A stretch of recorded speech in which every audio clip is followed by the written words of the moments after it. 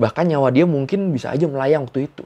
Dan dia bisa sesantai ini kan edan.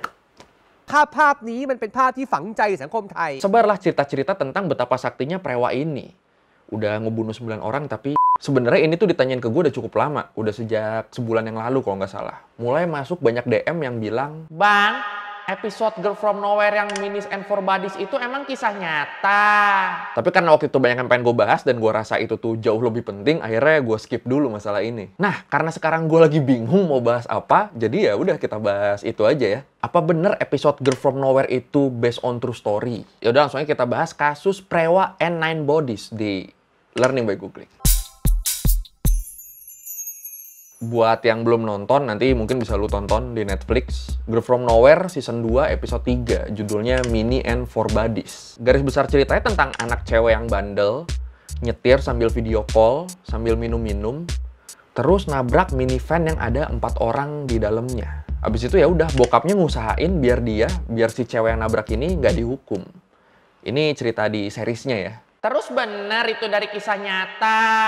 Ya bener, jadi di kisah nyatanya tuh ada anak cewek, umur 16 tahun, kaya raya karena berasal dari keluarga bangsawan, namanya Orachon Tepasadina Ayutia. Nama panggilannya Prewa.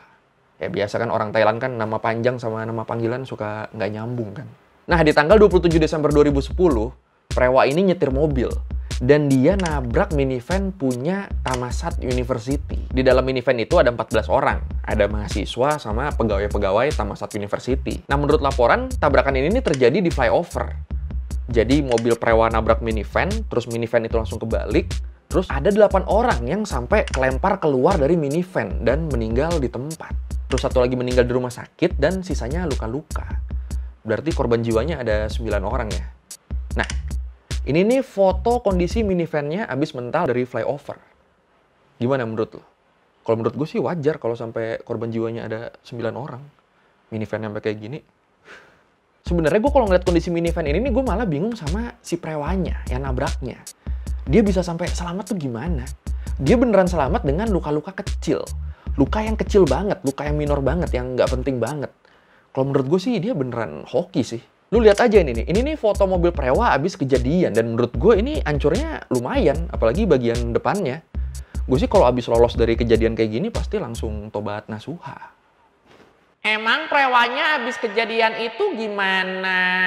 Nah ini, sebelum kita lanjut, coba lu bayangin lu ada di posisi prewa. Apa kira-kira yang bakal lu lakuin tepat setelah kejadian itu? Kalau gue sih kayaknya nggak bakal bisa ngapa-ngapain, soalnya gue pasti shock. Atau mungkin karena saking shocknya gue sampai pingsan, mungkin. Tapi kalau prewa kayaknya beda. Ini ada satu foto yang nunjukin apa yang dilakukan prewa tepat setelah kejadian itu. Dia nyantai, nyender di pembatas jalan sambil main handphone. Edan. Gila. Ini orang beberapa menit sebelumnya habis ngebunuh 9 orang. Bahkan nyawa dia mungkin bisa aja melayang waktu itu. Dan dia bisa sesantai ini kan edan. Aduh, nggak tahu gue mau komen apa, gila. Ya nggak tahu ya, tapi kalau gue sih ngelihat dari gesturnya nggak nangkep ada rasa bersalah di sini. Kalau lu gimana? Kali lu beda pendapat sama gue? Dan menurut beberapa saksi di sana yang ngelihat prewa keluar dari mobil, nyender dan main handphone dengan santai, mereka ngerasa kalau pemandangan ini nih jauh lebih horor dari pas mereka ngelihat proses kecelakaan atau ngelihat korban-korbannya. Habis itu penyelidikan dimulai, dan dari penyelidikan ini dipastikan kalau kecelakaan ini terjadi karena prewa sibuk main HP pas lagi nyetir. Nyetir sambil main HP, nabrak, keluar mobil, main HP lagi. Oke. สภาพรถ Honda Civic บนโทเวย์แล้วคนที่อยู่ทางด้านขวามือกำลังกดโทรศัพท์ยี่ห้อ BlackBerry อยู่ก็คือแพรวาไอ้ภาพนี้มันเป็นภาพที่ฝังใจสังคมไทย Di tahun 2014, Prewa akhirnya dijatuhin hukuman 3 tahun penjara yang ditangguhkan. Kenapa ditangguhkan? Karena Prewa dianggap membantu selama proses penyelidikan. Membantu. Nggak boleh suzon lah kan. Siapa tahu beneran membantu. Akhirnya setelah ditangguhkan, hukuman buat Prewa pun diubah. Dari yang tadinya penjara 3 tahun, diganti jadi selama jangka waktu yang harusnya dia di penjara itu, selama 3 tahun itu, Prewa wajib melakukan public service. melakukan pelayanan masyarakat selama 144 jam. Yang terus dipotong jadi 138 jam karena Prewa udah ngedonorin darahnya. Ya elah, selain itu hukuman lainnya adalah Prewa dilarang nyetir sampai umur 25 tahun. Ya elah. Nah, hukuman yang kelihatannya nggak sebanding sama apa yang udah Prewa perbuat, akhirnya sama banyak orang dianggap sebagai simbol kekuatan orang kaya. Kekuatan orang kaya untuk menghindari penjara walaupun udah melakukan kejahatan serius. Ya udah, habis itu kesebarlah cerita-cerita tentang betapa saktinya Prewa ini. Udah ngebunuh 9 orang tapi nggak dipenjara. Pakai hashtag Prewa Kausop, Prewa N9 Badis. แพรวา9 ศพ แพรวา9 ศพ Ya walaupun cerita di episode Girl From Nowhere itu based on kejadian Prewa, tapi ending nasib mereka beda jauh. Ya mungkin karena Prewa nggak ketemu Nano sama Yuri kali ya. Ya udah, habis hukuman dijatuhin, Prewa wajib ngejalanin public service selama 138 jam. Anjir, ini paling berapa hari sih 138 jam yang harus dipenuhi dalam jangka waktu 3 tahun. Akhirnya Prewa melakukan public service 6 jam sehari. Lamaan office hour anjing. Pakai anjing lagi, astagfirullah. Saking emosinya. Yang nyebelin lagi, menurut Bangkok Post, abis nyelesain 90 jam masa percobaannya, baru ketahuan kalau Prewa ternyata melakukan kesalahan dalam melakukan masa percobaannya ini. Karena Prewa ngejalanin masa percobaannya di rumah sakit Pramongkutlau. Rumah sakit yang nggak terdaftar di Departemen Percobaan. Wah, salah. Di penjara dong jadinya. Ya enggak. Habis itu Prewa bilang kalau dia bersedia buat ngulang 138 jam masa percobaannya.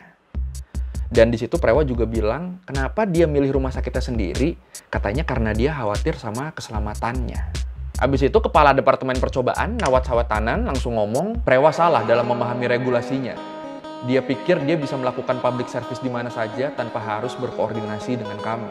Habis itu ya udah, cuma ngulang. Nggak ada hukuman tambahan.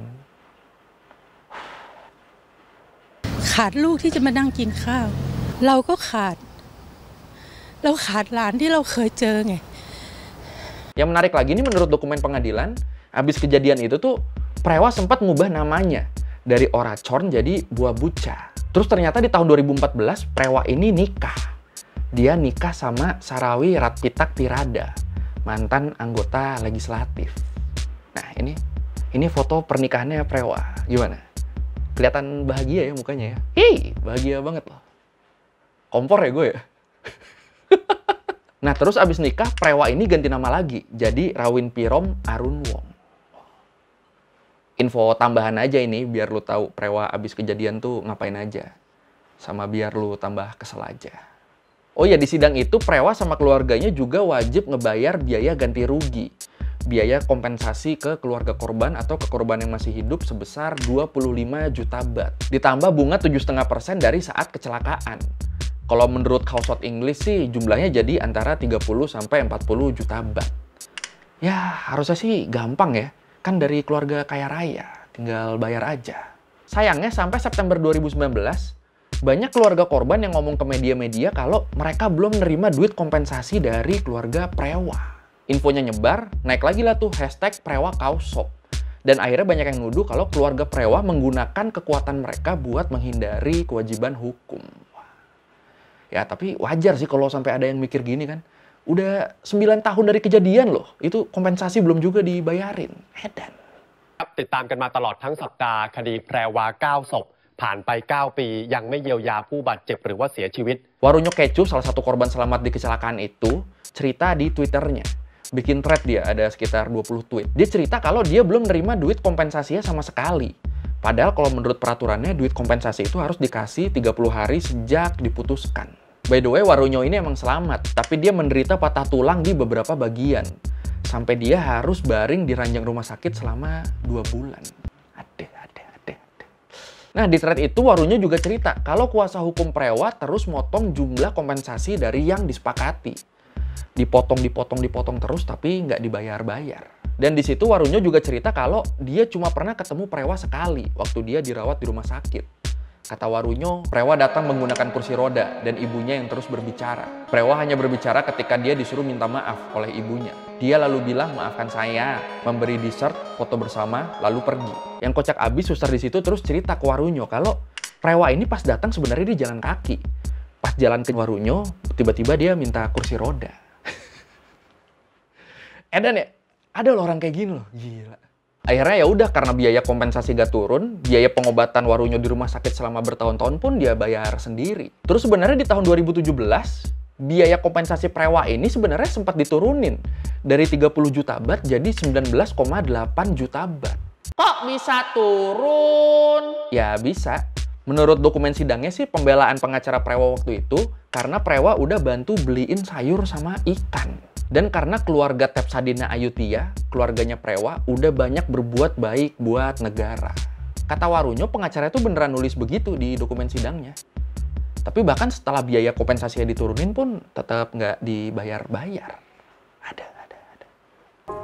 Tapi akhirnya seiring makin nyebarnya cerita Prewa yang nggak mau bayar biaya kompensasi dan makin besar tekanan dari banyak pihak, akhirnya keluarga Prewa ngebayar uang ganti rugi, ngebayar uang kompensasinya. Dan nggak jadi dipotong. Mereka bayar sebesar 41.700.000 baht ke pengadilan. ครอบครัวของแพรวาเอาเช็คเงินสดมูลค่า 41,700,000 บาทไปวางเป็นหลักทรัพย์ที่ศาลแพ่งแล้วนะคะเพื่อที่จะชดใช้ให้กับผู้เสียชีวิต 9 ศพรวมถึงญาติของผู้ที่ได้รับบาดเจ็บจากเหตุการณ์ Nah kayaknya nih karena malu sama kelakuan keluarga Prewa, akhirnya anggota keluarga besar Tepsadina Ayutthaya yang lain ini nawarin bantuan cek sebesar 500.000 baht buat keluarga korban. Mereka juga ngomong kalau ini nih bantuan langsung dari mereka, nggak ada urusannya sama Prewa atau sama emak dan bapaknya. Terus mereka juga ngomong kalau bantuan ini terpisah sama biaya kompensasi. ไม่ต้องละพี่เดี๋ยวเราเอาสิมาเนี่ยพี่ก็ตรงนี้แหละพี่ ซึ่งขอเรียนตรงนี้ว่า 500,000 บาทเนี่ยไม่เกี่ยวข้องกับคดีนะครับ Oke, sekian Learning by Googling kali ini tentang kasus Prewa Kausop, Prewa N9 Badis. Gila ya, edan loh ini kasus. Kalau lo mau revisi, kali gue ada salah, atau lo mau nanya, atau lo mau nambahin yang nggak ada di video, bisa lo tulis di komen, kita diskusi di situ kayak biasa. Thank you udah nonton, jangan lupa like, comment, subscribe. Bye.